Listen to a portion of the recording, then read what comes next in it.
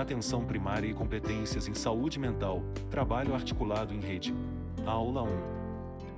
Este é o primeiro encontro de um ciclo de 5 vídeos de uma capacitação em saúde mental entre redes, realizada para trabalhadores da Rede de Atenção Psicossocial, REPS, de um município paulista de médio porte, realizada a partir de uma parceria entre a Prefeitura Municipal de Itatiba e Laboratório Saúde Coletiva e Saúde Mental, interfaces da Faculdade de Ciências Médicas da Unicamp com apoio do CNPq e FAPESP. Esta atividade foi realizada em formato digital, devido ao contexto sanitário imposto pela pandemia do Covid-19 em 2020 e 2021 e faz parte de um projeto de pesquisa intitulado Dispositivos de Integração da Rede de Saúde Mental no município de Itatiba, São Paulo, uma pesquisa de implementação desenvolvida por pesquisadores do Laboratório Saúde Coletiva e Saúde Mental, Interfaces.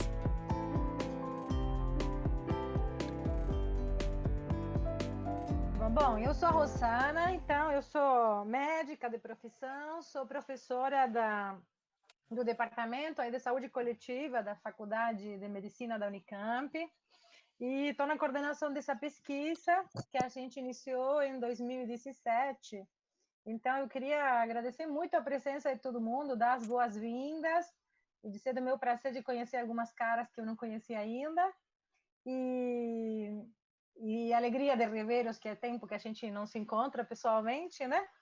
Mas eu queria comentar muito brevemente, assim, só para vocês que vão começar esse processo, terem um pouco uma ideia da dimensão que a gente está dando a esse processo de capacitação, porque às vezes a gente tende a desvalorizar alguns espaços que a gente pode ter, sei lá, de troca de informações, de enriquecimento. Eu só queria lembrar para as pessoas que estão chegando, as que estão com a gente no comitê gestor desde o começo, talvez vão achar que eu estou repetindo, mas acho que vale a pena todo mundo tomar pé dessa situação. Essa pesquisa nossa, como eu disse, começou com um pedido, com uma tentativa de desenhar uma pesquisa que tivesse utilidade para articulação de rede entre a atenção primária e a saúde mental na cidade de Itatiba. Então, ela já traz uma marca que eu acho que é um pouco diferente do que costuma acontecer com as pesquisas de serviço, que ela nasce a partir não de uma ideia, de uma ocorrência maluca que saiu da cartola aqui dos professores, sino que veio de um pedido que a prefeitura, naquele momento, endereça ao nosso laboratório pedindo que a gente ajude a pensar isso. E a gente realizou várias reuniões informais com algumas pessoas da secretaria naquele momento, para poder pensar um projeto, solicitar verba para esse projeto, são todas coisas que levam tempo, né? E a gente conseguiu esse financiamento, um pouco de dinheiro para poder trabalhar na pesquisa, e decidimos conjuntamente que seria um desenho que a gente chama de pesquisa de implementação. O que significa isso traduzindo muito? Que é uma pesquisa que está se propondo produzir efeitos. Vou resumir muito, gente, mas assim, e se alguém não entender, fique à vontade de me levantar a mão e falar assim, não entendi. Mas assim, a ideia é que a gente vai implementar alguma coisa para funcionar melhor. A ideia é que funcione melhor a relação entre os serviços especializados de saúde mental e atenção básica, né? Mas que a gente quer fazer isso em condições mais ou menos controladas para poder aprender esse processo, de maneira que outras prefeituras, outros locais possam tirar proveito de toda essa experiência que a gente está fazendo com vocês. Por isso que a gente teve uma etapa muito longa, né, no começo da pesquisa, de levantar dado, informação, de aprimorar um diagnóstico, vamos dizer assim, das questões que estavam acontecendo, tanto na atenção primária, quanto nos serviços especializados. Por isso que a gente fez um monte de questionário com os trabalhadores da saúde, tanto da atenção primária quanto dos serviços especializados. E por isso que tem uma expectativa imensa nesse grupo que começa hoje, e que vocês viram, algumas pessoas disseram desde o começo que estavam no que a gente chama do comitê gestor da pesquisa, é porque essa proposta de pesquisa nossa promete, vou dizer assim, tá passada de moda a palavra, mas acho que a gente tem que recuperar algumas palavras. Prometer é coisa boa, fazer promessa é coisa boa, né? Essa pesquisa promete, né, que vai deixar para a cidade, além de uma rede melhor organizada, um comitê de educação permanente, um grupo de pessoas que vai saber tocar esse processo para frente. E, de uma certa forma, vocês são esses, entre aspas, os candidatos a serem membros desse comitê. Então, de uma certa forma, a gente vai começar com vocês a capacitação, mas é uma capacitação que tem um desafio maior com esse primeiro grupo, porque é um grupo que tem que se tornar depois o apoio, o reprodutor e o recriador e o atualizador, porque nós vamos sair e daqui a 5 anos eles terão problemas diferentes, né? A ideia é que vocês se apropriem de uma metodologia, de uma forma de trabalho e que possam ir tocando os outros problemas. Então, para a gente, eu só quero dizer assim, nosso grupo tem trabalhado muito, né? A gente tem feito alguns momentos de apresentação de resultados parciais que todos vocês acompanharam. Mas eu acho que é muito importante entender que daqui para frente, né, há um estreitamento do trabalho conjunto, né? O trabalho de vocês no sentido da implementação e de quanto se envolvam na capacitação e de quanto nos ajudem, né, a envolver as outras pessoas que vão vir nas turmas seguintes são fundamentais. Eu não acho ruim ter um advogado, viu, no grupo, porque eu acho que uma das questões, e menos sendo do RH, porque uma das questões que a gente tem que resolver quando a gente fala disso, né, sempre passa pelo RH, que é a rotatividade do pessoal, a forma que contrata, quem fica, quem sai, quando vai de um lugar para o outro, o que se ganha, o que se perde. Então, eu acho que para nós é importante, né, que esse, vou chamar assim, primórdio, né, germe de um comitê de educação permanente em relação à temática da saúde mental na cidade, possa começar a se capacitar. Então, eu queria simplesmente dar as boas-vindas, dizer que nós estamos muito empolgados. Também queria dizer que o grupo nosso teve aí, todos se apresentaram muito modestamente, mas, assim, é um grupo que tem muita experiência, né? Todos têm muitas especializações e estudos preliminares. Então, eu acho que nós vamos nos esforçar muito, né? Muito, muito para trazer para vocês questões bem atualizadas, bem quentes, assim, no cenário, inclusive, internacional. Essa temática que emergiu dessas primeiras reuniões entre nosso laboratório e a prefeitura naquela época é uma temática que está totalmente de acordo com os problemas que apresentam os principais e os melhores sistemas de saúde no mundo. Não é um problema só do Brasil, não é só um problema porque o SUS tem lá seus buracos e seus defeitos. O sistema inglês, para que vocês tenham uma ideia, o sistema australiano, enfim, tem que se preocupado com essa articulação entre os serviços comunitários de saúde mental e os cuidados longitudinais que se prestam na atenção primária, nos cuidados da saúde da família. Então, nós estamos em uma temática que, ao mesmo tempo que é muito calcada na realidade da cidade, muito brasileira, é muito atual no mundo, né?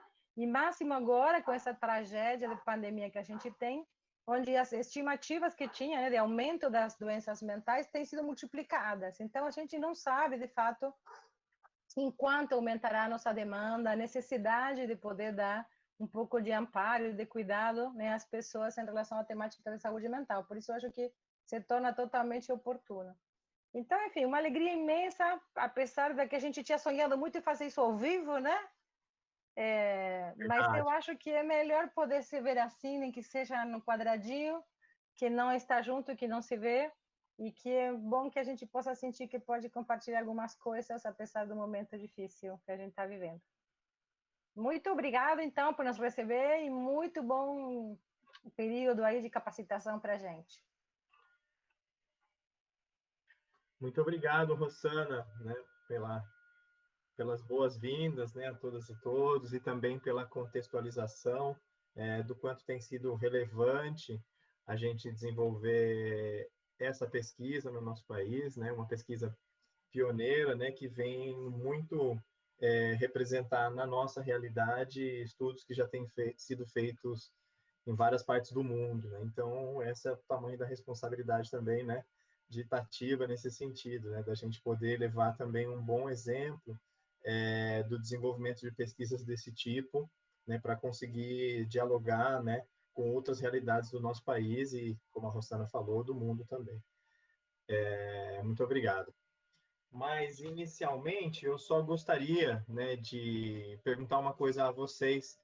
A gente deixou como um aquecimento, né, e um subsídio também para o nosso encontro de hoje, lá na sala do Google Classroom, que é a plataforma pela qual a gente está colocando as atividades, duas pré-tarefas, digamos assim, né? A gente sabe que tarefa sempre é um nome que carrega muito estigma aí, né, por conta da nossa experiência, né, educação básica, esse tipo de coisa.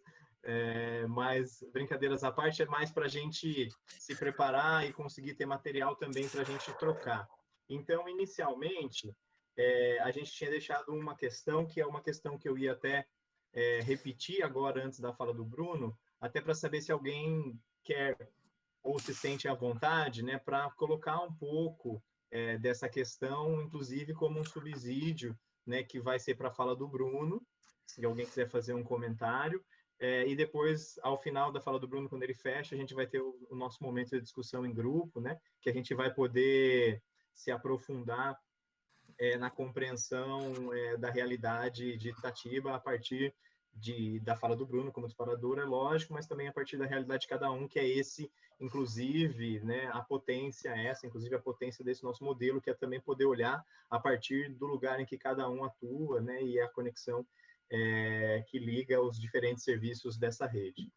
Então, a pergunta que a gente tinha deixado como disparador é como fazemos o encaminhamento dos usuários da saúde mental e como recebemos os usuários da saúde mental no nosso serviço. Então, eu vou passar para o Bruno, que está aqui conosco, né, ouvindo e participando, né, dessa roda. E aí, Bruno, fique à vontade, então. Certo. Boa tarde, então, todos. Obrigado pelo convite de estar aqui. Trabalhei em Itatiba em 2006, 2007, então é bom poder voltar aí. Foi bastante tempo. Na fundação do CAPS 2 Adulto. É legal poder voltar e ver as transformações dos processos, então é uma alegria dupla, assim, poder encontrar o coletivo e poder também voltar, mesmo que pontualmente, para a cidade na qual eu tive uma experiência interessante.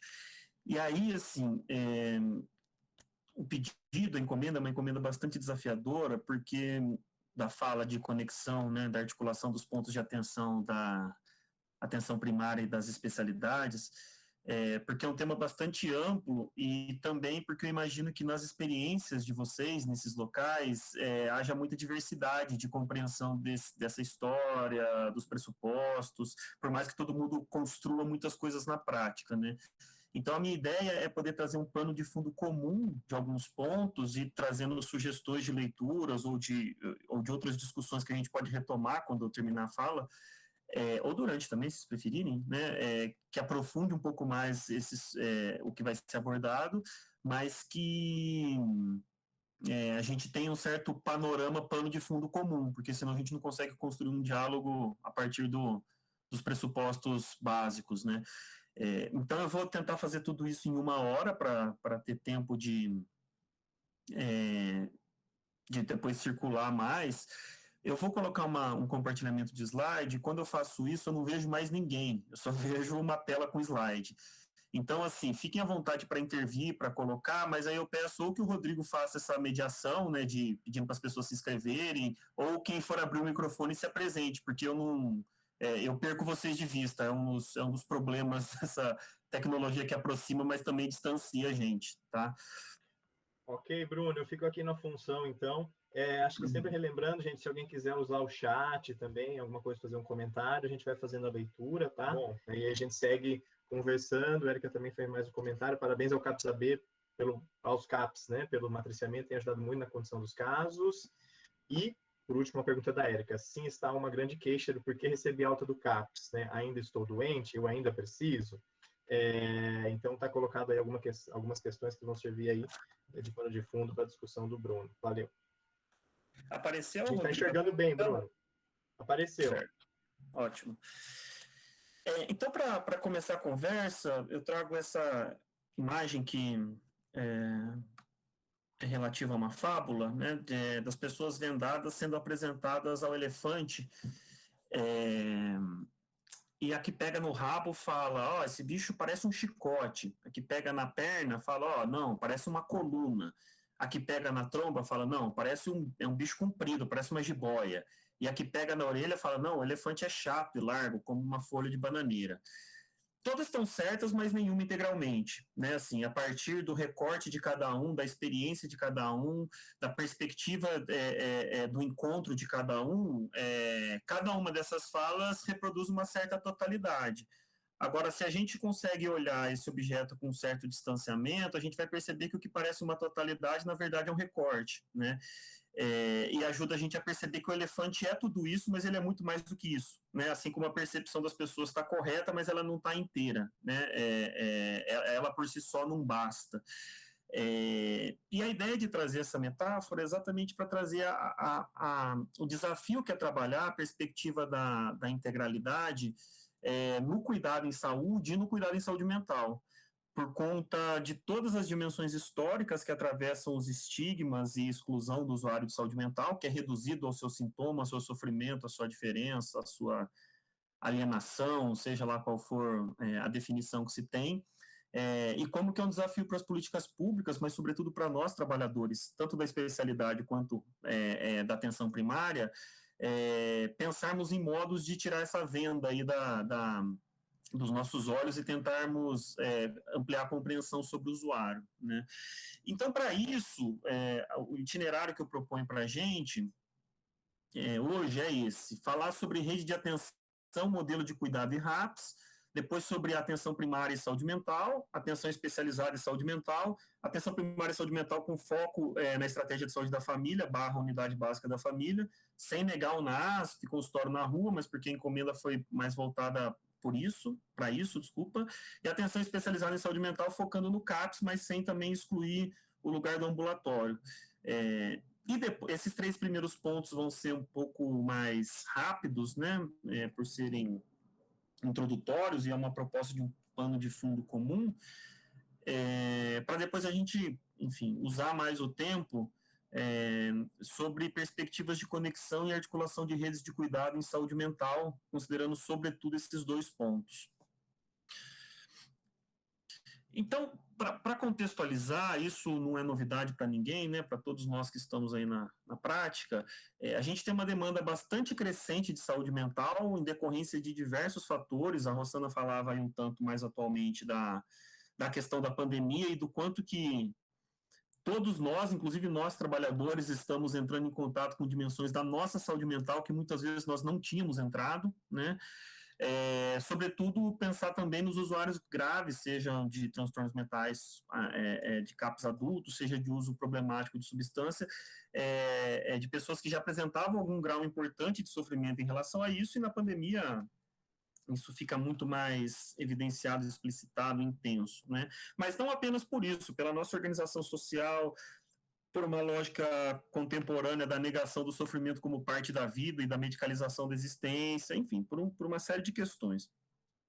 E também por uma mudança no perfil da nossa sociedade, a gente também vai ter um aumento da expectativa de vida e, consequentemente, algumas ocorrências de doenças ou desabilidades decorrentes do envelhecimento, da cronicidade, que também são atravessados por questões de saúde mental. E tudo isso, além do sofrimento psíquico para os usuários e da demanda intensa que gera para nós trabalhadores, também traz um alto impacto financeiro para os sistemas de saúde, para a organização de saúde, por isso é tão importante pensar em modelos de atenção, né? Isso não tem a ver só com a política nacional, isso tem a ver com o que a gente consegue fazer ou não na ponta, em como isso se desdobra no contato com o usuário, com a comunidade, com a família e com o território, né? E a gente tem uma série de levantamentos internacionais mostrando o quanto que as políticas de saúde mental ainda são incipientes. Isso a gente pode pensar até no nosso próprio contexto nacional, né? Se, por um lado, a gente tem uma política nacional de saúde mental constituída, né, a partir de parâmetros legais, a partir de normativas e diretrizes que permitem o financiamento, que dão indicativos ou nortes de modos de cuidar do sujeito em território. Por outro lado, essa política de saúde mental, por mais que legalmente esteja constituída, ela não está finalizada. Ela é um campo de disputa e de paradigma. A gente vai falar isso um pouco mais para frente, né, daqui a pouco, mas A perspectiva do abandono do modelo manicomial, que não se resume ao lugar do hospital psiquiátrico, mas a redução do sujeito ao seu sintoma e a oferta prioritária ou quase que exclusiva de um saber biomédico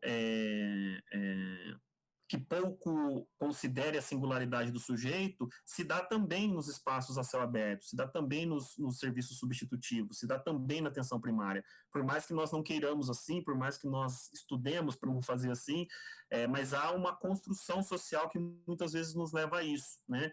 E juntamente com isso, ou sobretudo, há uma dificuldade de lidar com a loucura do outro, e reconhecer que a loucura é construída em relação, né? Não é um estatuto meu ou do outro a loucura se dá na relação, né? Se eu não dou conta de lidar com o sujeito e com o sofrimento dele, isso não tem a ver só com o sofrimento do outro, tem a ver com questões minhas que se encontram com o sofrimento do outro. Então, essa dimensão da loucura enquanto compartilhamento, ou do sofrimento psíquico enquanto dimensão da vida humana, que obviamente em alguns momentos vai necessitar de algum tipo de cuidado, traz para a gente uma disputa de paradigma, de compreensão do sofrimento, de organização de serviço, de oferta de cuidado, que podem pender para um modelo mais excludente, um modelo mais retrógrado, ou que eu chamaria de manicomial, novamente, sem reduzir ao espaço do manicômio, ou pode trazer para perspectivas mais integradas, mais ampliadas de cuidado, né? Isso tudo se reflete na nossa própria Constituição da Política Nacional de Saúde Mental.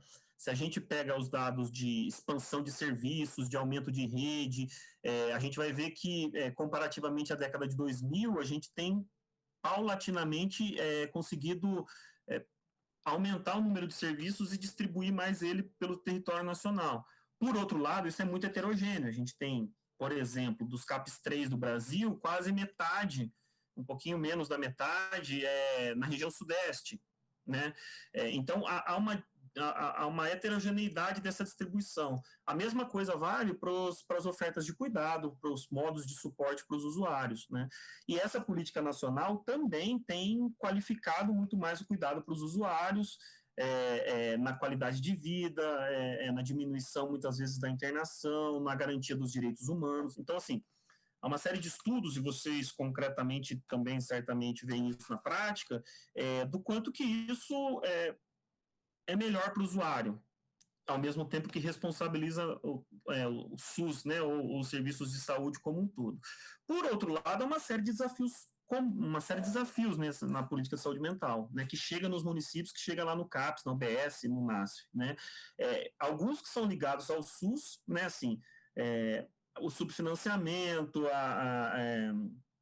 a dificuldade da conexão ou da articulação entre os entes federativos, muitas vezes uma formação para gestão que não é tão permanente ou não é tão cuidadosa, muitas vezes uma formação profissional que não se conecta com essas necessidades de cuidado em saúde mental que a gente está discutindo, e muitas vezes uma formação profissional que é bastante ou especializada ou reducionista para cada área, né? E também tem algumas questões específicas da própria área de saúde mental, se a gente for pensar na discussão da redução de danos e nos retrocessos que a gente vem tendo em relação a isso, no aumento da potência de negociação e de financiamento das comunidades terapêuticas, enfim. Então, é só para trazer que a gente tem uma política nacional de saúde mental complexa, que é potente, mas, ao mesmo tempo, ela em si mesmo não se encerra, né? É um campo de disputa que permanece. E essa disputa não é uma disputa teórica da academia, não é uma disputa apenas de ideologias de governo, né?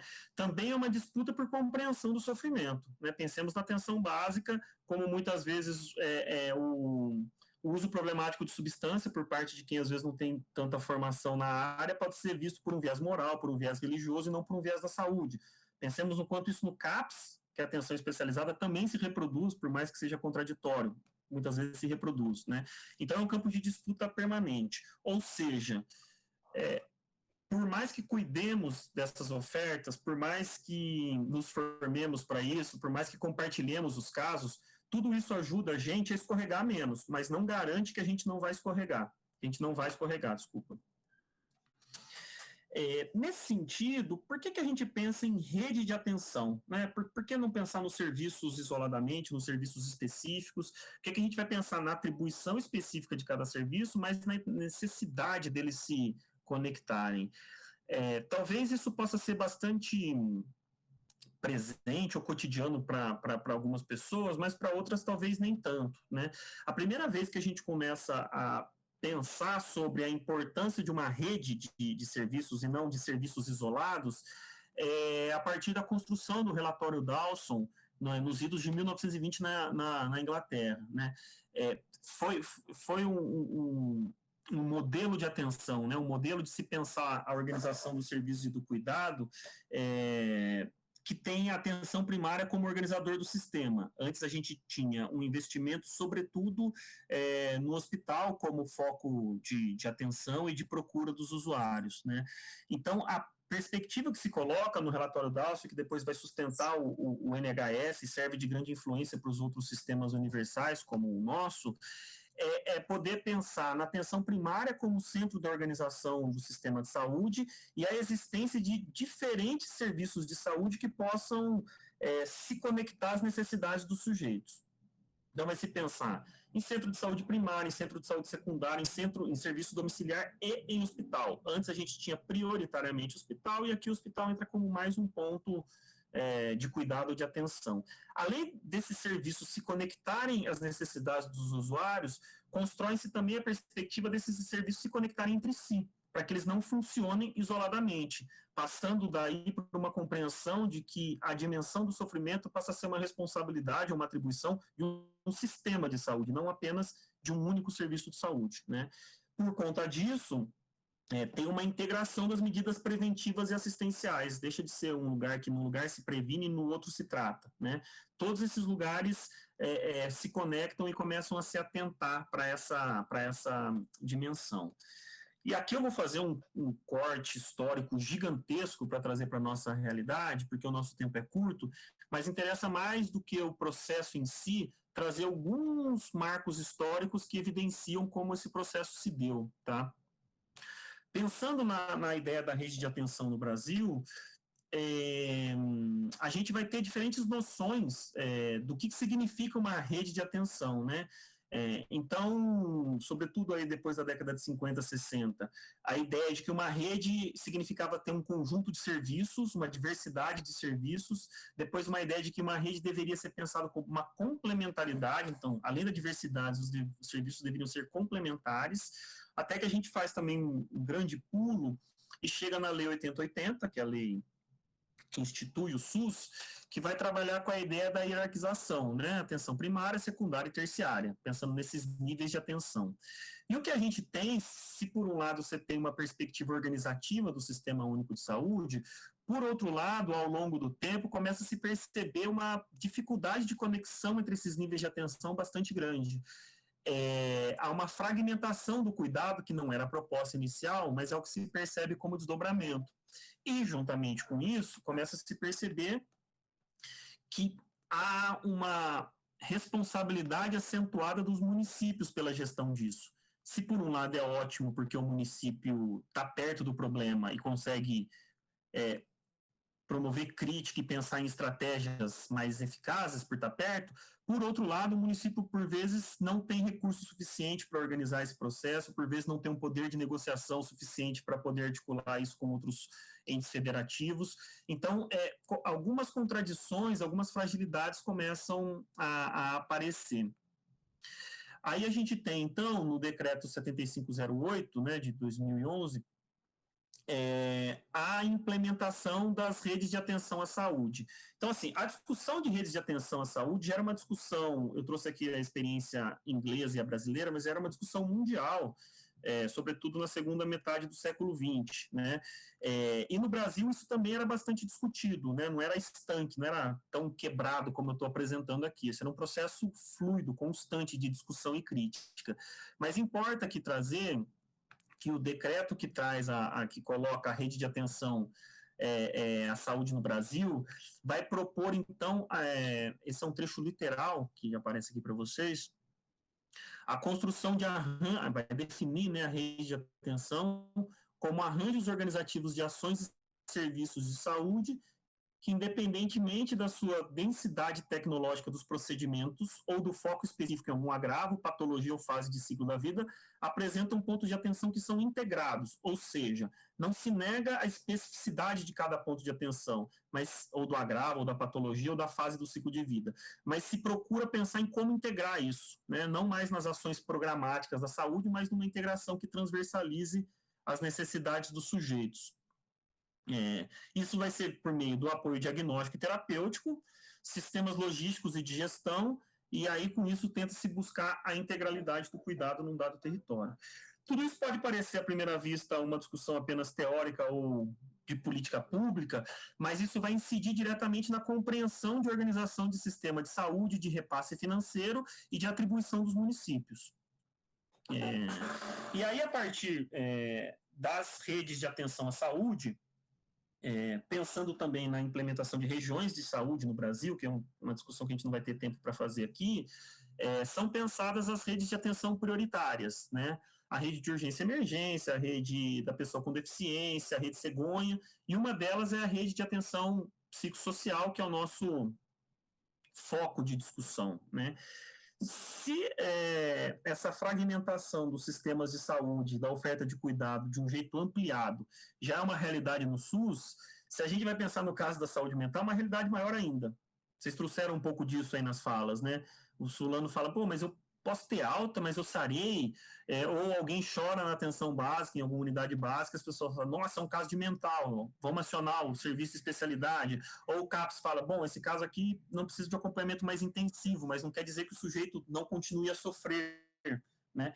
Ou seja, nem sempre há consenso em qual ponto de atenção que o sujeito tem que ser acompanhado, a gente vai falar um pouco disso, né? Então, em diálogo com um problema, um desafio maior do SUS, o caso da saúde mental traz essa volta no parafuso a mais, traz esse tensionamento, esse desafio ampliado, que é como poder conectar o sujeito usuário de saúde mental com todo o estigma que ele carrega, com toda a demanda social por exclusão que cai sobre ele e por toda a construção psíquica dele, que por muitas vezes se vê fragmentado, tem dificuldade de dar continuidade nas suas ações da vida. Com todo esse cenário, como que a gente pensa numa rede interligada, né? Esse é apenas, entre aspas, o desafio que a rede de atenção psicossocial se propõe a tratar, a cuidar, né? Então, a proposta é criação, ampliação e articulação dos pontos de atenção à saúde para as pessoas com sofrimento ou transtorno mental e necessidade decorrente do uso de álcool e outras drogas. Queria chamar a atenção aqui para vocês para a entrada explícita da dimensão do uso de álcool e outras drogas, que é algo que, historicamente, na saúde mental do Brasil ficou como uma atribuição da justiça e não da saúde. Foi encampada em grande parte pelo terceiro setor e muito tardiamente foi incorporada, e por isso a importância da nomeação aqui. Não foi em 2011 que ela foi incorporada, né? Mas é por isso que é importante a nomeação em 2011, para ratificar, para fortalecer, para reforçar que é um problema de saúde, ou deveria ser visto como problema de saúde. E aí os objetivos gerais é isso, ampliar o acesso à atenção psicossocial da população em geral, ou seja, do transtorno mental comum, que vocês vão discutir numa das próximas aulas, mas também do transtorno grave, do crônico, do agudo, enfim. Promover o acesso das pessoas, como eu coloquei, que tem uso problemático, né, de álcool e outras drogas, e garantir a articulação e integração dos pontos de atenção. Então, a proposta é pensar como que o sujeito que tem algum agravo de saúde mental pode ser acompanhado pela atenção básica, porque, como vocês colocaram aí, a alta da atenção básica é só quando a gente morre, né? Mas, ao mesmo tempo, possa transversalizar esses outros pontos de atenção de acordo com as suas necessidades. E tudo isso vai ter que fazer com que a atenção básica e esses outros pontos estejam sempre conectados, senão a gente não sai do lugar fragmentado que a gente está querendo escapar, né? Então, assim, essa aqui é um quadro da RAPS de 2011, e a gente também não vai ter tempo para discutir, podemos discutir depois, né, mas na minha apresentação eu não contemplei essa discussão, sobre as mudanças na Política Nacional de Saúde Mental que a RAPS de 2017 traz, né? Então, aqui eu coloco, por exemplo, vocês podem ver pela setinha aqui, ó, No quadro de 2011, a gente não tinha um ambulatório de saúde mental que foi colocado como ponto de atenção da RAPS e com direcionamento de financiamento também a partir de 2017. Aqui embaixo, na atenção hospitalar, a gente teria uma mudança do nome dos leitos em hospital geral. A gente teria também a inclusão do hospital dia e do hospital psiquiátrico, que não estão aqui. Também porque esse é um grande ponto de tensionamento e de disputa em relação à existência ou não, à funcionalidade ou à eficácia ou não de um hospital psiquiátrico, do hospital dia e até mesmo do ambulatório, né? É só para voltar na discussão de que a disputa de paradigma está na construção da política, mas também está no nosso encontro com o usuário, na demanda que a sociedade nos traz, no nosso funcionamento em equipe, também muitas vezes, tá? Então, assim, deste cenário ampliado, a ideia agora é que a gente possa discutir, então, a articulação entre a atenção básica e a atenção psicossocial estratégica. Sei que tem pessoas da UPA aí, certamente vocês devem tratar, os CAPs fazem conexão com os hospitais psiquiátricos da região, né, quando é necessário. Imagino eu que deva ter, em algum momento, internação em comunidade terapêutica, ou seja, a conexão não se restringe a esses dois pontos, mas como o nosso tempo é curto e a encomenda pensada foi essa, nós vamos focar nesse, tá? Então, a gente vai pensar unidade básica de saúde, o NASF, o consultório na rua, centros de convivência e cultura e apoio aos serviços residenciais de caráter transitório, também conhecido como comunidade terapêutica. E na atenção psicossocial estratégica, os CAPs, né, 1, 2 e 3, a RAPS de 2017 traz o CAPS 4, que aqui não estava, e o ambulatório de saúde mental. Para que essa rede de atenção psicossocial se efetive do modo como a gente está discutindo, a gente tem que pensar nos modelos de atenção que vão nortear o funcionamento do Sistema Único de Saúde, né? Então, a gente poderia pegar pela definição do Jair Nilson Paim, o modelo de atenção, o modelo assistencial, ele se refere ao cuidado, assistência e intervenção às ações... Faltou a crase aqui. As ações ou as práticas de saúde, né? Então, como que o cuidado, assistência, intervenção e prática se coloca? A partir de que compreensão e de que modo que ela se operacionaliza, né? A título de comparação, eu coloquei um quadro aqui apontando um pouco o que seria um modelo de atenção hegemônico, que é aquele que o relatório Dawson, lá em 1920, está contrapondo, né? E o modelo de atenção que a gente pensaria, então, para que EPS? Tem nada a ver, eu falei ISF com APS, com atenção primária em saúde. Acho que o meu ato falho foi porque a estratégia de saúde da família encarna com radicalidade esse modelo de atenção, e os CAPs. Né?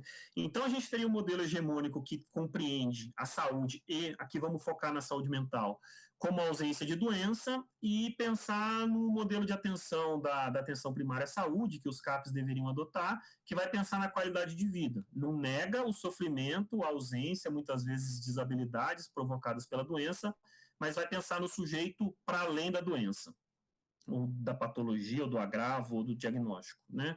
O modelo hegemônico é centrado no indivíduo, e o modelo que a gente espera na atenção psicossocial, CAPS, atenção primária à saúde, é um modelo que é centrado no coletivo, que não exclui, não deixa de ver a singularidade do sujeito, mas pelo contrário, vê como que essa singularidade se constrói no coletivo, e não individualmente separado do coletivo. Um modelo hegemônico que se pauta pela cura, e, por outro lado, um modelo que pensa, sim, na recuperação, na cura, na recuperação, mas também em promoção e proteção. No caso da saúde mental, isso é bastante importante, né? O que a gente entende como cura, né? Vocês vão discutir também, numa aula posterior, crise em saúde mental. O que a gente entende como crise e o que a gente entende como sair da crise, né? Neste modelo pensado de atenção e do modelo da atenção psicossocial, a gente vai entender, por exemplo, na crise, não como a exacerbação dos sintomas psiquiátricos, mas sim como a dificuldade que o sujeito tem para simbolizar um sofrimento em relação às estratégias que até então ele desenvolveu, né? Então, assim, o modelo biomédico pensaria, ou o modelo hegemônico, está em crise porque está ouvindo mais vozes, está ouvindo, quer se matar, está usando mais crack, seja lá qual for o sintoma que se evidencia.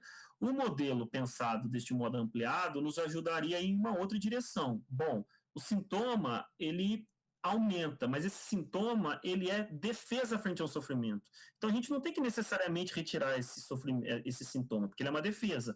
A gente tem que ajudar o sujeito ou acompanhar o sujeito na construção de um outro modo de lidar com o sofrimento, que não traga tanto prejuízos para ele.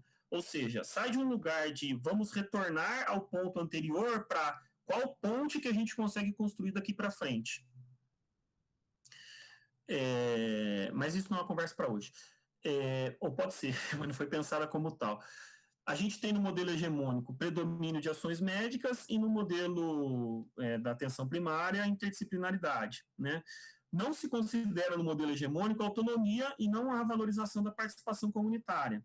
Já no modelo da atenção primária, a aposta é exatamente no contrário, né? Na autonomia do usuário e a participação da comunidade. É baseado em demanda espontânea apenas o modelo hegemônico, e esse outro modelo da atenção primária, que a gente espera ver nos CAPs também, ele também acolhe a demanda espontânea, mas tem uma organização da demanda a partir do acolhimento. E o hospital é um serviço dominante, em outro lugar é uma hierarquização, uma articulação de rede, enfim. Para dizer que aqui eles são colocados de uma maneira bastante dicotômica, mas a gente percebe que essas fronteiras muitas vezes se borram no cotidiano dos serviços e da assistência, né? Por mais que busquemos e devemos buscar este modelo da atenção primária, ele deve ser o nosso norte, nosso balizador, muitas vezes o modelo hegemônico atravessa a nossa prática, a nossa escuta, a nossa intervenção, enfim. Rápido panorama da saúde mental na atenção primária, isso eu não precisava nem trazer referência bibliográfica, porque imagino eu que seja o cotidiano de vocês, colegas que estão no NASF, na UBS e na estratégia. Alta prevalência de casos de violência física, sexual, psicológica contra mulheres, né? E tudo que isso decorre, não só nas mulheres que são vítimas, mas a todo mundo que é exposto a esse tipo de situação, e há uma transgeracionalidade que se coloca muitas vezes nesses eventos, enfim. Crianças abusadas e negligenciadas, supermedicação e dependência de benzodiazepínicos. Ajuda a gente até a conversar um pouco do que a Érica colocava, que muitas vezes cai para a atenção primária como se a avaliação de saúde mental tivesse que ser um ato exclusivamente do médico, né? E não deve ser, o médico é mais um profissional com um saber específico para compreender esse fenômeno, para pensar em cuidados, mas não deve ser um exclusivo do médico, né? O cuidado em saúde mental, não deveria, né? Necessidade de apoio a hipertenso, diabético e outros agravos crônicos que sempre trazem questões de saúde mental, porque mudam qualidade de vida, mudam prognóstico, mudam rotina, etc. e tal. Alto índice de gravidez na adolescência, tudo que disso decorre. Escola que muitas vezes é encaminhador das crianças, não sei se para atenção básica isso tem sido comum, né, mas muitas vezes a escola já encaminha até com diagnósticos, né, pedindo medicação, pedindo algum tipo de conduta, né? E isso, obviamente, não parte por uma falta de cuidado ou por um desleixo da escola. Também tem uma questão importante da sobrecarga que a escola está exposta, enfim. Tentativa de suicídio, que é uma questão muito presente agora na pandemia ainda mais, e o uso de substância, mas para além do uso de substância, a questão do proibicionismo, o tráfico de droga e a violência que é trazida, né? Então, não é o efeito necessariamente da substância em si, mas tudo que o cerca. Enfim, esse breve panorama que todo mundo já trabalha com isso todos os dias, o tempo todo, é para trazer um pouco de uma transversalidade da saúde mental como algo que a atenção básica já faz, né? Claro que há uma certa dificuldade em alguns momentos em relação ao manejo dos casos graves, mas pensar a saúde mental, sobretudo no âmbito da atenção primária, é pensar em todas essas ações, que são várias, sendo tocadas pela dimensão da subjetividade dos usuários e dos trabalhadores, né? Ou seja, o procedimento, a consulta, a visita, todos esses pontos são transversalizados por questões de saúde mental. Ou seja, há que se reconhecer o saber que os trabalhadores da atenção primária têm em relação a isso, desenvolvem, né? Mas há que se também reconhecer que os especialistas em saúde mental têm que ajudá-los, porque essa é uma realidade constante deles, e não necessariamente eles têm formação para isso, né? E aí, colocando muito rapidamente algumas estratégias, né, que têm sido usadas de saúde mental na atenção primária, para além dos atendimentos individuais e medicação, que vocês vão ter uma aula para discutir isso, e para além dos grupos, que vocês vão também ter uma aula, né, eu queria trazer um pouco da questão das ações de promoção à saúde, né, então o quanto que isso é um desafio para a atenção primária como um todo. Promoção à saúde é sempre a primeira a sair de cena, né, quando tem um aumento de demanda, quando tem cobrança por agenda e outros pontos, mas o quanto que essas ações de promoção à saúde, além da saúde física, clínica, também promovem importantíssimos efeitos na saúde mental, não só dos casos graves, mas dos casos leves, né, ou dos ditos transtornos mentais comuns, que vocês também vão ter uma conversa na semana que vem ou na outra, enfim, não sei.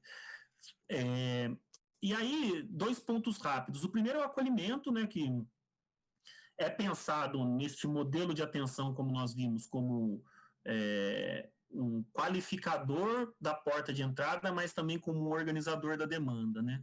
E a ideia de trazer o acolhimento é trazer ele como mais do que um ato, como uma ética do cuidado, né? Eu sei que na atenção primária, às vezes, o lugar menos desejado pelos profissionais é quando está na escala do acolhimento, né? Porque é sempre muita demanda, é muito corrida, é muita responsabilidade, né? Mas poder pensar no acolhimento em saúde mental enquanto um ato que, o ato de acolher e de reconhecer a legitimidade do sofrimento do outro, para além de organizar o cuidado, ele vai organizar, se vai para cá, vem para cá, passa por consulta, não passa, vai para o CAPS, não vai, tem uma função organizativa. Mas o ato de abrir a escuta, por si só, já pode ter efeito para os sujeitos. Se a gente conseguir, de fato, se abrir para a necessidade dele e escutá-lo, né, e não julgá-lo, não colocar algum outro tipo de interpretação moral na frente, né. Isso vale para o CAPS e para a atenção primária, né. Eu queria chamar a atenção disso, tem alguns trabalhos que mostram como, e vocês já devem viver isso constantemente, né, como às vezes você fazer um acolhimento que pode ser um dia só, pode ser 2 encontros, ou pode se desdobrar em alguns outros, muitas vezes isso por si só já é um espaço de fala para que o sujeito possa ter um interlocutor, possa se ouvir, e para que a gente de fora, a partir de alguns pressupostos teóricos, também possa ajudá-lo a pensar. Não necessariamente ele vai ter que ser encaminhado para outro lugar. E se tiver que ser, vai ser feito de um jeito mais cuidadoso, mais qualificado, né? E um outro ponto para atenção primária, que alguns autores trabalham, que eu acho que é interessante, é poder pensar naquela discussão da anamnese, seja no próprio acolhimento, seja nas consultas, de um modo ampliado, né? Então, que sentido que a doença tem para o usuário? Isso é fundamental a gente pensar na construção social, cultural do território que a gente está, da história daquele usuário, da religião dele, e por aí vai, né?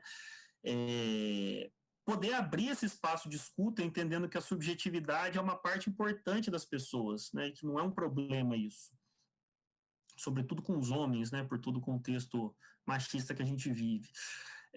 Procurar perceber a chamada contratransferência, né, que é um conceito psicanalítico, mas a grosso modo seria o que na gente que é profissional é despertado a partir do encontro com o outro. Eu não consigo atender isso porque eu fiquei com raiva, não consigo atender aquele porque ele bebe, lembra, enfim.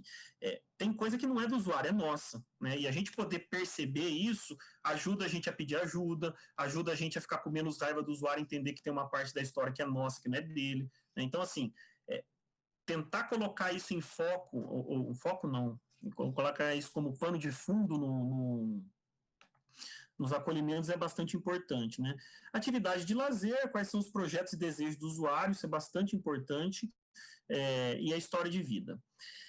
Passando um pouco mais rapidamente, os CAPs são serviços especializados, aí eu coloquei a definição clássica, mas eu estou colocando em vermelho, tá? O que importa mais. A atenção é multiprofissional, mas a lógica é interdisciplinar, ele é aberto e comunitário, ou seja, ele tem que triar quem chega, né? Podemos trabalhar com a lógica do encaminhamento, mas o CAPS é porta aberta, tá? Isso está nas normativas, né?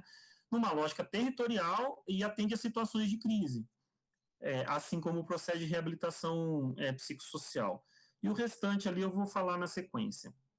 Então, a ideia é que os CAPs possam atender ou ofertar todos esses pontos. É óbvio que a gente sabe que, na realidade, as equipes são desfalcadas, a demanda é muito grande, o território de abrangência é maior do que o previsto, enfim, tem questões de rede, tem muitas questões, né? Mas tudo que tudo que é esperado que o CAPS oferte. acolhimento inicial, diurno e noturno, se for um CAPS 3, atendimento individual, atendimento em situações de crise, atendimento em grupo, oficina terapêutica, atendimento família, domiciliar, ação de reabilitação psicossocial, que é construir maior exercício de cidadania com os usuários, né, assim como contratualidade, fortalecimento de protagonismo dos usuários, enfim, aqui acho que é uma série de matriciamento, é uma série de ações que cotidianamente vocês já fazem. E aqui, bem rapidamente, para quem não é do CAPES e às vezes não sabe como funciona o fluxo lá dentro, né, o usuário chega pela primeiro acolhimento, por uma triagem, se ele não é inserido, vai acompanhando com a minha seta aqui, ó, ele vai para atenção primária ou para outros espaços, ambulatório, APAE, enfim, né? Se ele não for inserido, o CAPES tem uma responsabilidade de dar apoio matricial também para os casos não inseridos, ou para o território como um todo, para além dos casos inseridos ou não, assim como de construir redes intersetoriais de promoção à saúde, ações no território, também para os casos não inseridos. Essa é uma das funções normativas do CAPES. Se ele é inserido, o CAPES também vai fazer o apoio matricial e as redes com os usuários inseridos, mas o usuário vai ter a definição de um profissional equipe de referência e a construção de um PTS. E aí, a partir da definição do PTS, é que vão ser pensadas quais as ofertas de cuidado, dentre todas aquelas que eu falei, né? Então, vejam, as ofertas... Oi, desculpa, só te interromper. Você pode só explicar o que é PTS? Porque eu não sei se todo mundo tem... Vou explicar na sequência. Tranquilo. PTS, referência e matriciamento eu vou falar na sequência com mais calma. Enfim, então, por aqui a gente tem um pouco de como se espera, quer dizer que isso é formatado, mas como se espera que um CAPES possa funcionar, né? E aí, Rodrigo, já entrando nessa questão, temos essa ideia da rede, sabemos que ela é importante na saúde coletiva, na saúde como um todo, mas na saúde mental mais ainda. Estamos vendo que tem equipamentos com diferentes atribuições, né? UBS, especialidade, tal, mas se a gente não conseguir conectá-las, não adianta nada a gente mudar a lei, não adianta nada a gente propor funcionamento do serviço, né? Então, nesse sentido, para pensar na integração da rede, eu queria trazer 3 dimensões de rede. A primeira que é uma dimensão sistêmica, a segunda que é uma dimensão de serviços e a terceira que é a dimensão da clínica. A dimensão sistêmica de rede, vejam que elas são, de uma certa forma, se tocam, né, em alguma medida são interdependentes, mas são diferentes, né? A dimensão de rede da clínica é a dimensão que a gente constrói com o usuário no nosso atendimento. Dentro da sala, na casa dele, que tipo de rede de suporte a gente pensa para esse usuário, a partir dos desejos e necessidades, o que a gente constrói como prioridade, para onde ele vai, para onde ele não vai, o que traz bem-estar, enfim. Essa é uma atribuição que é atravessada por todas as outras, mas nós, enquanto profissionais, temos uma governabilidade maior. Há uma dimensão dos serviços, que é como o serviço CAPES, UBS, Estratégia de Saúde da Família, constrói rede. Ele trabalha com reunião de equipe, com PTS, esses conceitos eu vou falar depois. Ou não, ele não trabalha. Ele se conecta com outros serviços ou ele não se conecta, né? E há uma dimensão sistêmica, que é a dimensão, por exemplo, que o município coloca, que o Estado ou que a federação coloca, né? Qual que é a linha de saúde mental do nosso município? Qual que é a porta de entrada? O matriciamento é uma atribuição de todo mundo ou é uma escolha dos serviços fazer, né? Então, vejam que são 3 dimensões de rede que se tocam, mas são diferentes. Rapidamente, vamos pensar no exemplo de álcool e drogas. A gente tem um retrocesso na política de 2017, comparando com a de 2011, que a redução de danos fica em segundo plano. Só que a gente tem 70% das pessoas que fazem um uso problemático de álcool e drogas ou não querem ou não conseguem parar esse uso. Ou seja, se a gente foca só na abstinência, a gente foca só em 30% da população que precisa dessa assistência. E investe menos ou tenta formatar o cuidado para abstinência para a população que se beneficiaria de redução de danos, né? Há uma discussão bastante ampla sobre como não são questões antagonistas a abstinência e redução de danos, mas eu vou pegar essa ideia da redução de danos para discutir essas dimensões de rede. Ou seja, há uma dimensão sistêmica, normativa, política, que aponta uma priorização da abstinência. Há uma discussão da política de drogas que também diminui o grau de autonomia do sujeito e coloca em xeque isso como um problema de saúde, ao entrar na maior das comunidades terapêuticas. Isso tudo é uma dimensão normativa, municipal, nacional, estadual. Obviamente, isso interfere nos serviços, porque muitas vezes os usuários já chegam no CAPS-AD pedindo encaminhamento para a comunidade terapêutica. A família chega cobrando os serviços de que o usuário tem que estar abstêmio. Os usuários reproduzem essa fala de que eles têm que parar de beber porque eles têm que ser fortes, por exemplo.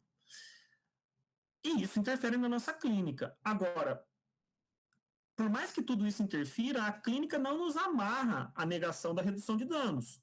Quando eu estou no consultório com o paciente, quando eu estou na visita domiciliar, por mais que tenha uma lei lá em cima que aponta prioridade da abstinência, por mais que tenha uma demanda social pela abstinência, tudo isso interfere na minha clínica, mas não formata.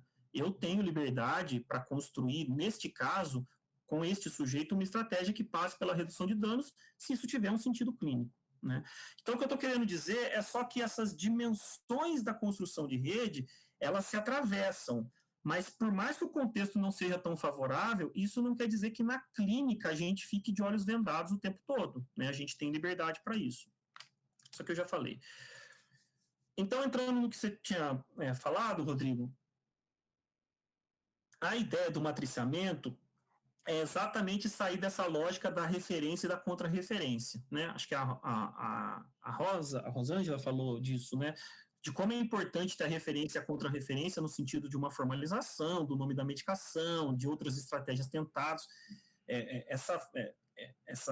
Esse documento, digamos assim, essa lógica, ela tem a sua importância. Mas pensando na articulação de rede, na característica do nosso usuário de saúde mental, ela por si só não basta. Né? E aí é por isso que é pensado na aposta do matriciamento.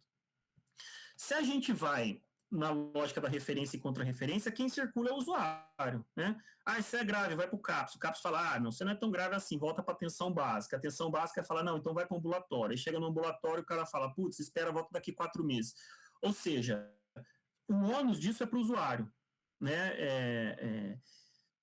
E a gente perde isso que vocês estavam falando, que é um dos efeitos que já vem acontecendo, pelo visto aí nos encontros, que é do matriciamento aproximar profissionais também. Né? Então, a gente põe tudo num papel e deixa de ter relação pessoal, relação institucional entre serviços, nesta lógica mais tradicional de referência e contra-referência. Então, nesse sentido, qual que é a proposta teórica do matriciamento? Né?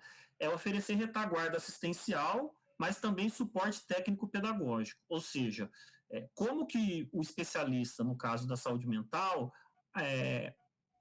compõe, contribui, compartilha com o não especialista da atenção primária um jeito de aumentar a assistência, qualificar a assistência. Um olhar especializado, uma oferta especializada, qualifica a oferta de cuidado para o usuário. Né? Mas a gente espera que mais do que um efeito na assistência em si, ele também tem uma perspectiva formativa, né, que é o que o Gastão e a Domit trabalham no conceito de técnico-pedagógico.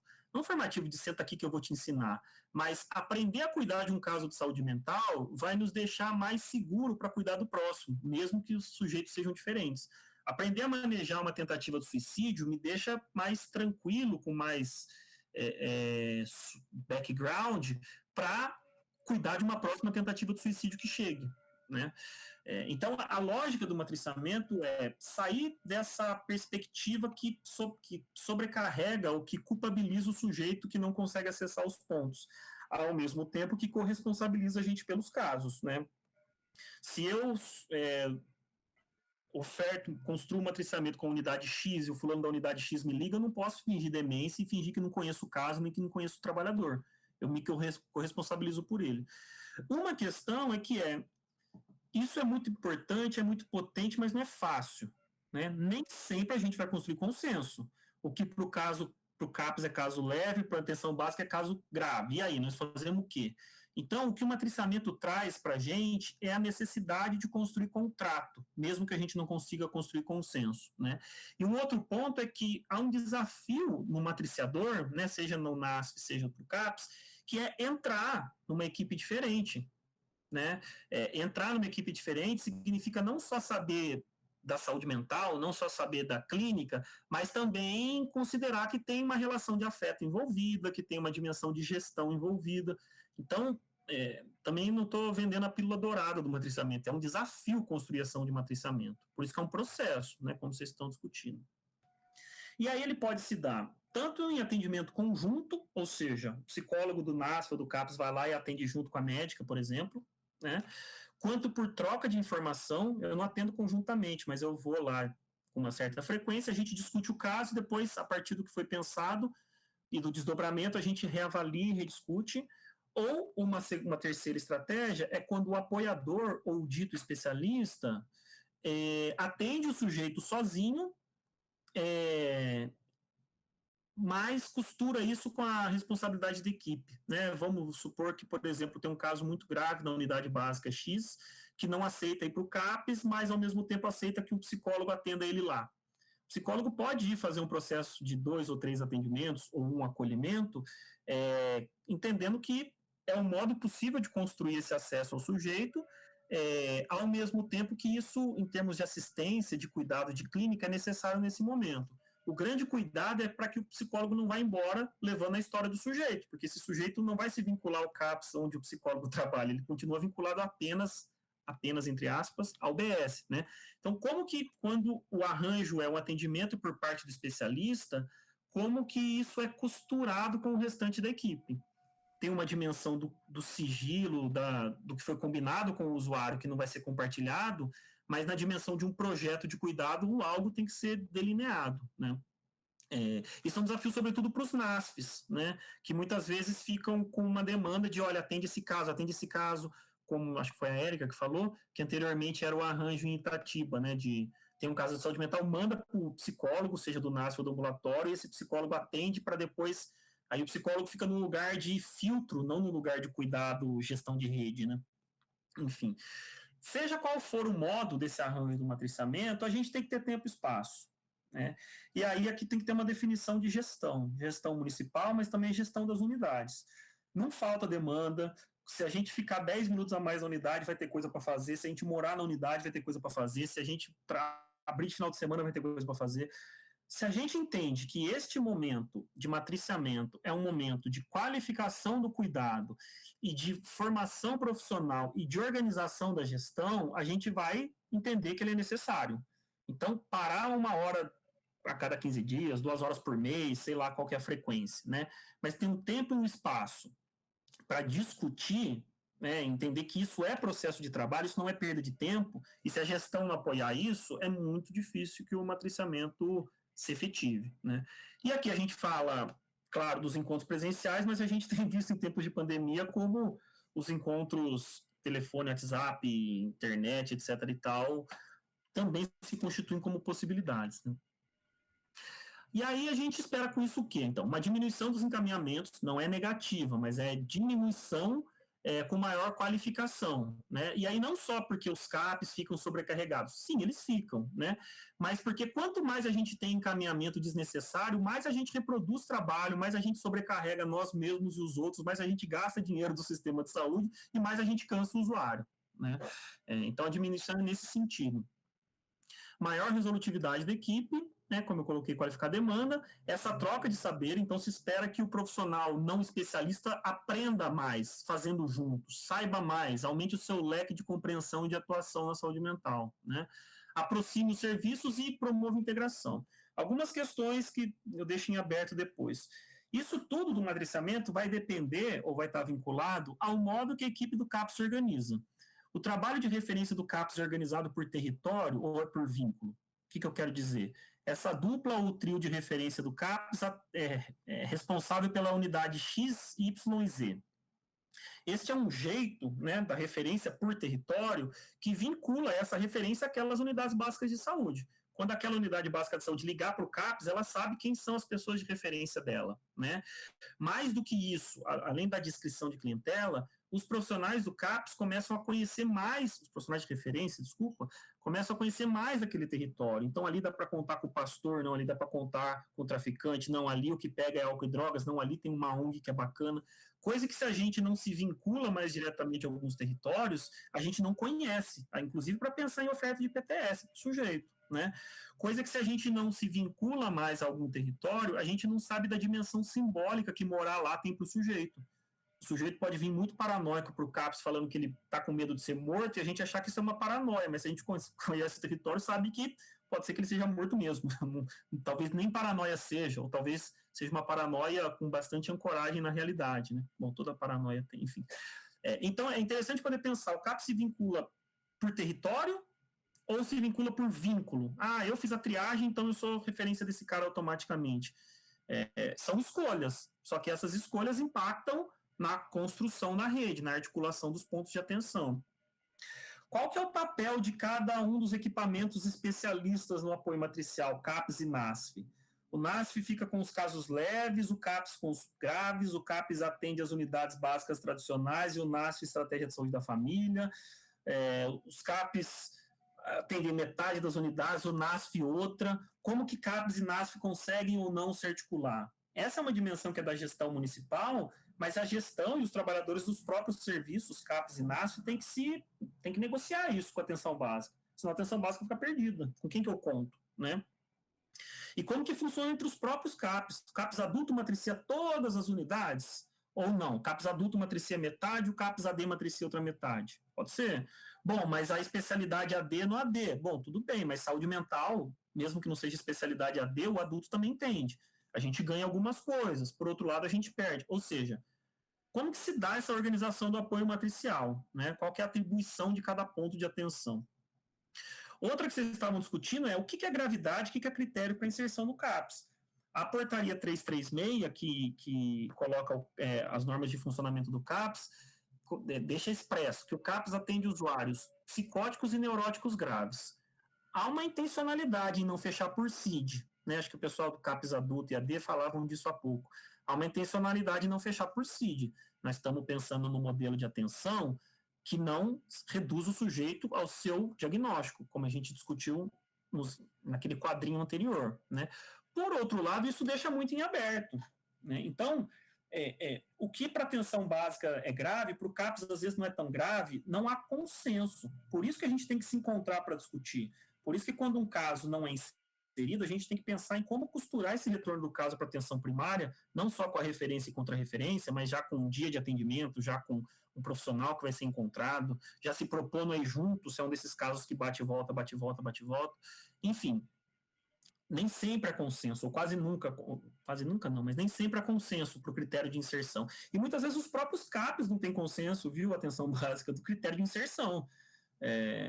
Bom, o cara é um psicótico muito grave, mas às vezes se ele tem um contorno familiar, se ele tem uma inserção no território, ele não precisa ir para o CAPS. Às vezes se ele está numa condição de vulnerabilidade sozinho, esse mesmo quadro que não precisaria passa a precisar, né? Então, essa construção do critério de inserção e da articulação do cuidado é uma questão quente, né? Um outro ponto para o matriciamento. Como que a gente pensa na oferta técnico-pedagógica do especialista para o não especialista, para além da articulação de rede? O que eu estou querendo dizer? Pensar na articulação de rede, pensar na história da saúde mental, no risco da tutela, tudo isso é fundamental como oferta pedagógica, né? O que os nossos colegas aprendam fazendo com a gente um pouco mais.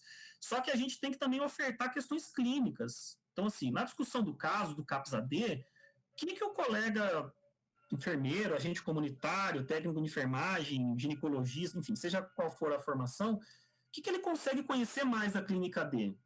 Qual que é a relação do sujeito com a substância? Tudo bem, se é pela psicologia comportamental, se é pela linha da enfermagem, se é pela linha da TO, tanto faz. A questão é, clinicamente, junto com a articulação de rede, clinicamente, o que esse sujeito aprende mais? Né? Isso é um ponto dessa discussão clínica que muitas vezes o matriciamento deixa de lado.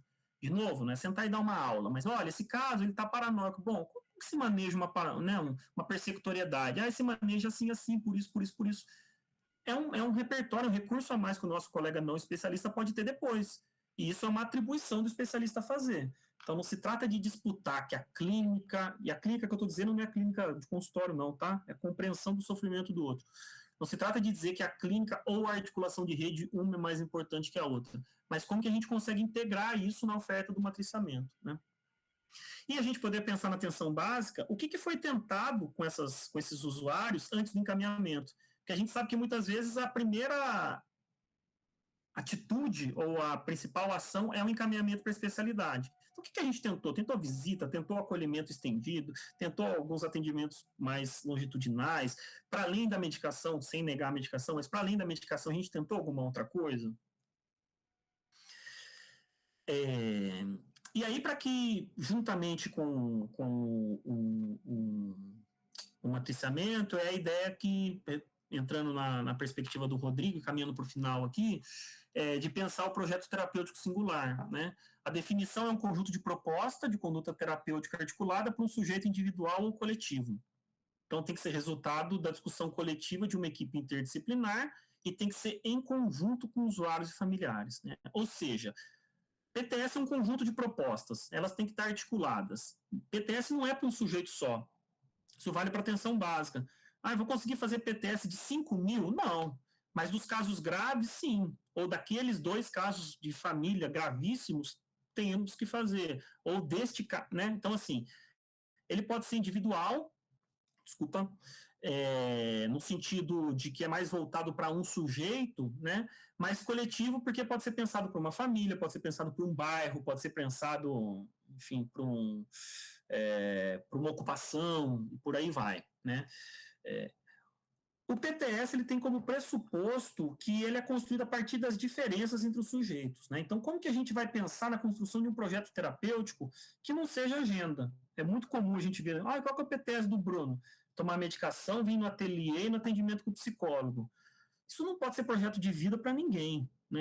Meu projeto de vida é talvez conseguir retomar meu trabalho, talvez conseguir exercer o meu papel paterno de um jeito que eu procure, talvez sofrer menos com as alucinações de modo que eu possa sair de casa, sei lá, arrumar uma namorada, enfim, pode ser mil coisas. Isso é um projeto de vida. É nisto que o sofrimento também se engendra, juntamente com as potencialidades e possibilidades.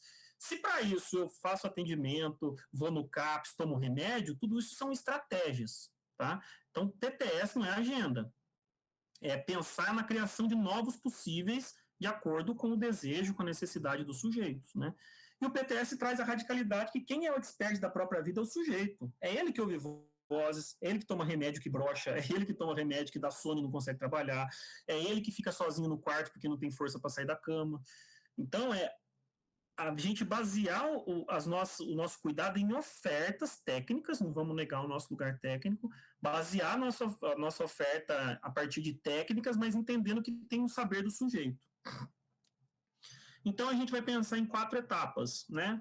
Como que a gente problematiza, e veja que não é uma problematização só de um profissional, é da equipe de referência, e não é só da equipe de referência, é com o sujeito, o que está acontecendo, o que será, por que isso começou, o que isso está trazendo, quais são os desdobramentos, por onde a gente deveria começar, enfim, como que a gente problematiza o projeto de vida do sujeito.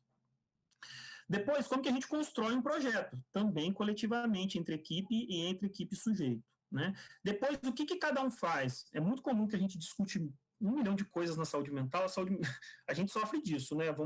Segredo aí para os colegas da atenção primária. A gente da saúde mental adora desconstruir, mas às vezes na hora de propor a gente tem um tanto de dificuldade.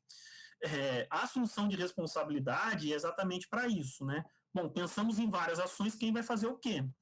E o que a gente espera que com cada um dessas ações, cada uma das ações, das responsabilidades, né? E depois avaliar. Então, vejam que pensar no projeto terapêutico é trazer o sujeito, a radicalidade da participação e do saber, e ele se constitui como um processo, ele não termina, ele se constitui como um processo. Atravancou, vamos ter que avaliar. Avaliou? Bom, então vamos pensar no novo projeto, vamos pensar nas responsabilidades. Enquanto o sujeito está em cuidado no CAPS, ele tem que ter um processo dinâmico, vivo, né, terapêutico. E aí também aqui eu vou passar um pouco mais rápido, porque eu acredito que seja já um pouco mais discutido, se não for a gente volta. O projeto terapêutico tem que ser tocado por profissionais de referência, e são esses profissionais de referência que vão fazer o matriciamento dos casos com as unidades básicas de referência daquela equipe, daquele profissional de referência. Então, é um conjunto de profissionais que são essenciais para a condução dos problemas de um certo campo de conhecimento. No caso dos CAPs, do conhecimento da saúde mental, no caso da atenção básica, do conhecimento da saúde coletiva, da saúde pública. Ou seja, eles são responsáveis por um território específico. Isso aqui para a saúde mental é muito importante. Entra no que a Erika estava falando, né, de como que a unidade agora está se havendo, fazendo um levantamento dos casos de saúde mental, né? Quanto que uma coisa pequena, como, por exemplo, levantar os usuários que fazem uso de psicotrópico, pode ajudar a gente a entender essa dimensão epidemiológica no nosso território, mas também poder ver o que nós estamos fazendo além do uso de psicotrópico de oferta para esses sujeitos.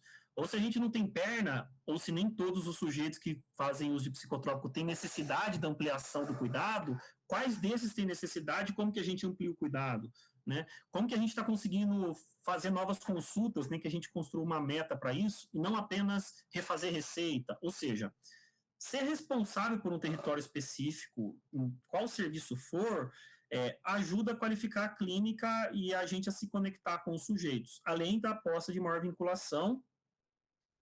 E aí o que eu coloquei já, né?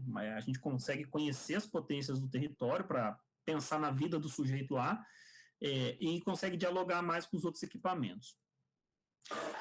Caminhando para o fim, ele é centrado no coletivo, ou seja, coletivo na família ou no coletivo onde o sujeito mora e não no sujeito individual, a parte disso tudo, né? Espera-se que ele trabalhe também com prevenção e promoção. Esse ponto é importante, ele transfere para a equipe e não para uma categoria ou pessoa as decisões e planejamentos sobre as ações de saúde. Isso, pensando nos casos graves de saúde mental na atenção primária, é muito importante, porque sempre cai ou para o médico, ou para a gente comunitária, que é mais sensível à demanda de saúde mental, ou para o enfermeiro, que tem uma formação, enfim. Como que a gente transfere isso para a equipe de referência e não individualiza o cuidado por parte de apenas um profissional, que vira a saúde mental da UBS, né? E a mesma coisa vale para os CAPs, né?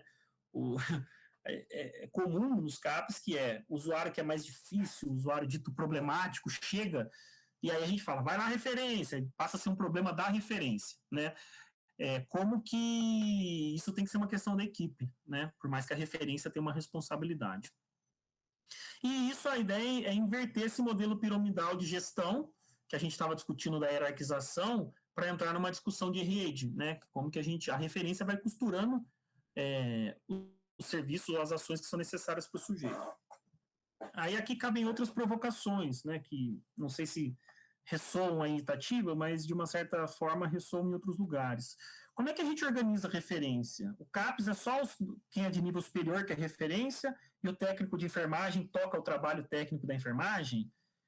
Com isso, a gente está promovendo uma divisão entre quem pensa e quem executa. Com isso, a gente está fazendo uma divisão de que alguns são aptos nos serviços especializados a cuidar da saúde mental e outros são aptos a fazer apenas procedimento, né? A organização de referência por dupla ou individual, né? Entra um pouco no que alguém estava comentando antes aí. Se eu, psicólogo, trabalho como dupla com técnico de enfermagem, essa composição psicologia e enfermagem vai promover uma integração na compreensão do PTS diferente do que se eu trabalho sozinho, né? O técnico de enfermagem tem uma formação, um manejo, uma atenção para pontos que a minha formação não tem, né? Se eu atendo em dupla e saio de férias, o outro continua lá. Se eu atendo em dupla e estou muito desgastado contratransferencialmente com o usuário, a minha dupla pode ajudar, ou uma equipe pode ajudar. Então, a escolha da organização das referências vai dizer da qualidade do cuidado que a gente oferta, né? O quanto a gente consegue construir PTS em equipe? Então, assim, na atenção primária, pensando nos casos graves. O quanto dos casos graves a gente consegue construir PTS em equipe, ou isso vira uma atribuição da médica que atende, vira uma atribuição da agente comunitária que leva o caso. E nos CAPs a mesma coisa, né? Qual que é o grau de participação do usuário no PTS? Esse é um pressuposto do PTS, mas a gente não pode dar de barato que sempre aconteça, né? Assim, muitas vezes o usuário é avisado do seu PTS, ele é avisado da intervenção, ele é avisado do que vai ser feito. E aí a gente mata a proposta, né? Aí o usuário não volta, a gente fala que ele não aderiu, mas a gente não incluiu, né? E em que grau que a gente consegue compartilhar essa construção do PTS, não só com os usuários e com os nossos colegas, mas também com os outros serviços, outros atores, enfim, sobretudo pensando, por exemplo, em situações de crise, né? Então, para fechar, esse é o último. pensar na articulação de rede, eu trouxe alguns arranjos possíveis, né? Mas pensar na articulação de rede é tipo um mantra, sabe aquela coisa que as pessoas vão repetir. A interface entre clínica e gestão deve ser pensada o tempo todo. O jeito que organizamos o nosso trabalho interfere diretamente na clínica, né? O jeito que pensamos o nosso processo de cuidado interfere diretamente na qualidade da assistência. O CAPES, ele é uma unidade, mas mais do que isso, né? Alguns autores, o Silvio trabalha isso, ele é uma estratégia de cuidados. Então, obviamente, ele é um serviço, é um ponto de atenção, tem um prédio, mas ele tem que sair desse prédio e ser uma estratégia ambulante, né? É um desafio pensar na responsabilidade sanitária pelos casos, mas também da gente não se enrijecer, né? Então, isso nos CAPs é muito comum. E quem está hoje dando injeção é tal pessoa. Mas o usuário está paranoico, não toma com ele. Bom, mas tem que tomar. O usuário o que custa botar outra pessoa para dar injeção se clinicamente para aquele usuário faz sentido, né? Então, assim, como que a gente tem uma organização do processo de trabalho, uma responsabilidade sanitária, mas também entende que a saúde mental vai exigir uma maleabilidade nossa. Não dá para a gente achar que racionalmente nós vamos conseguir que esse sujeito se conecte necessariamente com a nossa compreensão de gestão, né? Tem outro desejo, outra organização no mundo, né? É o caso que define as ações e não o contrário. E o sujeito, na maior loucura, na maior viagem, pode ser mais estranho que for, a fala dele tem valor de verdade. É a partir desta verdade, a partir desta fala, a partir desse jeito que está no mundo, que a gente vai cuidar dele, e não apesar disso, a partir disso. Outros arranjos possíveis. Encontros periódicos intersetoriais, então, quanto que tem encontros mensais, quinzenais, bimestrais, tanto faz, entre CAPES e Conselho Tutelar ou Rede de Cuidado à Infância, entre assistência social e saúde mental, né? Encontros temáticos, entre aspas, né? Então, por exemplo, encontros para discutir álcool e drogas. Então, como que a gente vai discutir a rede de álcool e drogas ou casos compartilhados, que possa ter atenção primária, CAPS, CRAS, Conselho Tutelar, etc. e tal, né? A aposta que os coordenadores de CAPS, por exemplo, possam ter encontros entre si, porque os CAPS são diferentes, mas há questões comuns, do quanto que os coordenadores de unidades de saúde mental podem se encontrar para discutir coletivamente a gestão da saúde mental, que isso não fique uma atribuição apenas da coordenação central, né? E outras estratégias que são pensadas, por exemplo, uma estratégia muito interessante que foi pensada numa UBS aqui, é de um grupo de referência que continua sendo feito pelos profissionais da atenção básica quando os usuários do CAPS tiveram alta para aquela unidade básica, né? Então, é um jeito de entender que há uma transição, há uma gravidade desses casos que ficaram no CAPS por um tempo e a necessidade de um acompanhamento mais perto por um tempo quando dá alta, né? Então, há muitas formas disso ser inventado. E aí, para devolver para vocês, eu coloco essa obra do Cavalinho, que é do Arthur Bispo do Rosário, para dar uma ideia aí de caminho, de compartilhamento, de continuidade aí tanto dessa caminhada aqui do projeto, mas também desses encontros que têm acontecido na rede. O Arthur Bispo do Rosário é um artista plástico brasileiro que era esquizofrênico, construiu sua obra toda dentro dos hospitais psiquiátricos, pegando o resto de coisa. Então, ele desfazia lençol, pegava resto de madeira, enfim, a partir de uma construção psíquica que ele tinha que representar nas obras o mundo, porque Deus tinha escolhido ele para isso. E aí, para além de louco, ele é um artista plástico morto já, né? A obra é viva sempre, mas ele já faleceu, mas é um artista renomado, com exposições mundo afora. Então é isso, assim, a ideia era poder trazer um pouco dessas problematizações, porque eu acho que elas dialogam um tanto com o que a gente estava discutindo, mas também abrem espaço para outros pontos que vocês acharem interessantes, se vocês acharem interessante, né?